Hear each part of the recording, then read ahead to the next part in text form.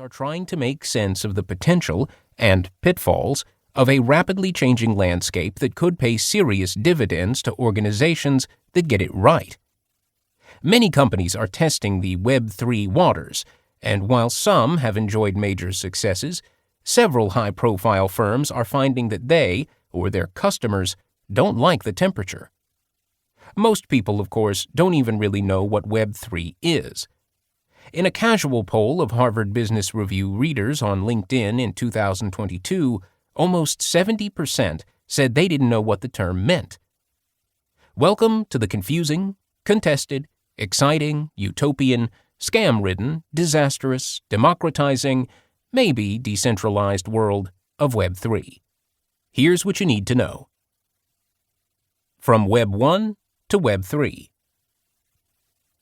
To put Web 3 into context, let me offer a quick refresher. In the beginning, there was the Internet, the physical infrastructure of wires and servers that lets computers and the people in front of them talk to each other. The U.S. government's ARPANET sent its first message in 1969, but the web as we know it today didn't emerge until 1991, when HTML and URLs made it possible for users to navigate between static pages. Consider this the read-only web, or Web 1. In the early 2000s, things started to change. For one, the Internet was becoming more interactive. It was an era of user-generated content, or the read and write web. Social media was a key feature of Web 2, or Web 2.0 as you may know it. And Facebook, Twitter, and Tumblr came to define the experience of being online. YouTube, Wikipedia, and Google, along with the ability to comment on content, expanded our ability to watch, learn, search, and communicate. The Web 2 era has also been one of centralization.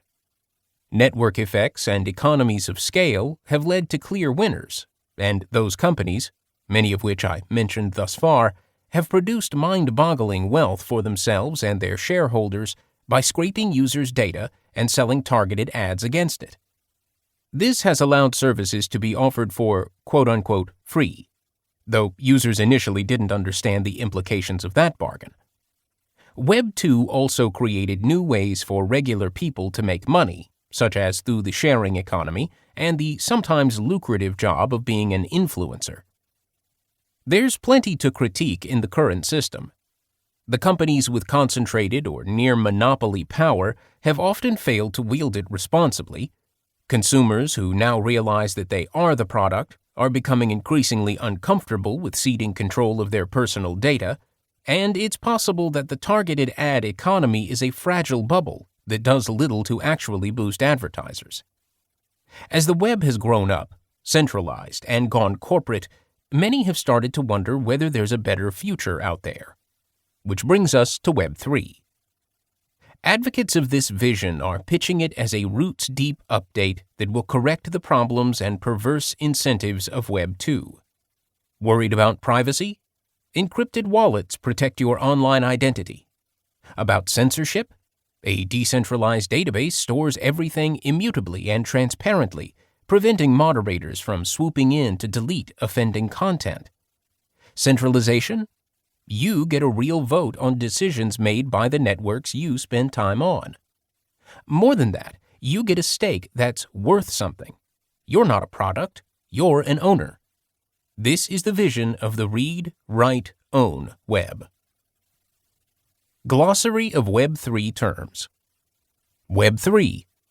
A new version of the web built on blockchains that would, in theory, be decentralized, democratic, and peer-to-peer. Cryptocurrencies, NFTs, and DAOs are all part of the Web 3 and enable a read, write, own internet. Blockchain.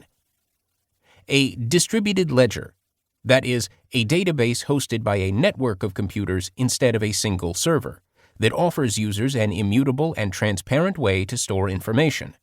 It's the backbone for Web 3 technologies like cryptocurrency and NFTs. Cryptocurrency. A form of currency that doesn't rely on a central bank, government, or other intermediaries. Technically, it's a software that runs on blockchains.